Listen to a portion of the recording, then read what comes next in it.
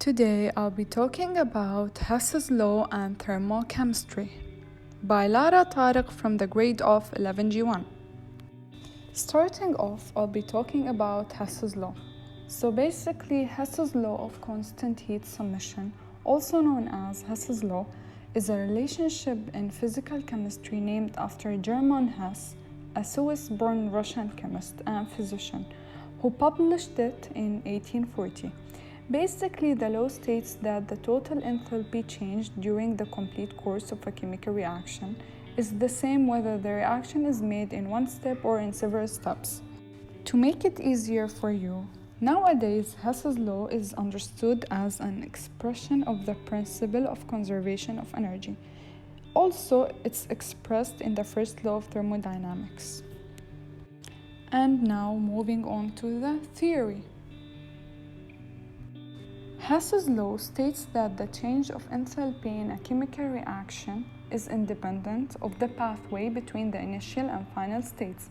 In other words, we can say, for example, if a chemical change takes place by several or different ways, the overall enthalpy change is the same, regardless of the route by which the chemical change occurs. Also, Hess's law allows the enthalpy change ΔH for a reaction to be calculated even when it cannot be measured directly. Basically, this can be accomplished by performing basic algebraic operations based on the chemical equations of reactions using previously determined values for the enthalpies of formation.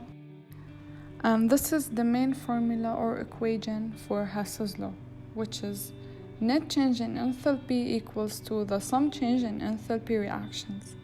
And now, moving on to the real-life applications. The most famous applications of the Hess's law are reactions which happens in our body when we consume food. And here is a proper application. For example, when we work out, we often say that we burn calories. In reality, the food goes through a series of oxidation processes and is converted to products like CO2 and H2O.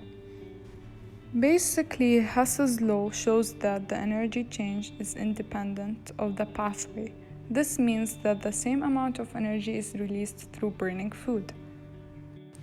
Our body breaks down carbohydrates to simple sugars so they can be used for cellular respiration, which is C6H12O6 aqueous plus 6O2 gas will give 6CO2 gas plus 6H2O liquid. O2 is why your fitness coach says, and do not forget to breathe more and more and more. Basically, this law is the chemistry behind the calorie counting apps. Moving on to thermochemistry. Basically, thermochemistry is the study of energy and heat associated with chemical reactions or physical transformations.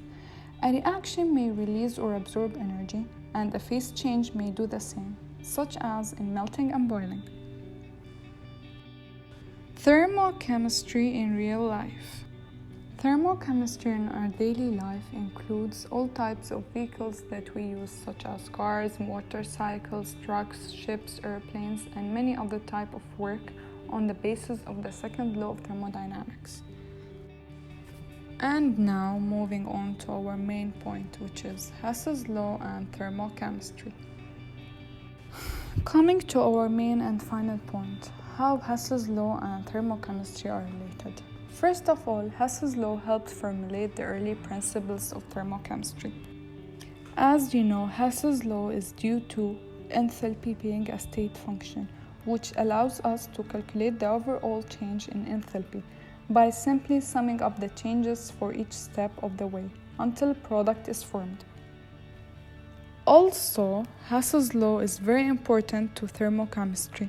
As Hess's law is very powerful, it allows us to combine equations to generate new chemical reactions whose enthalpy change can be calculated rather than directly measured.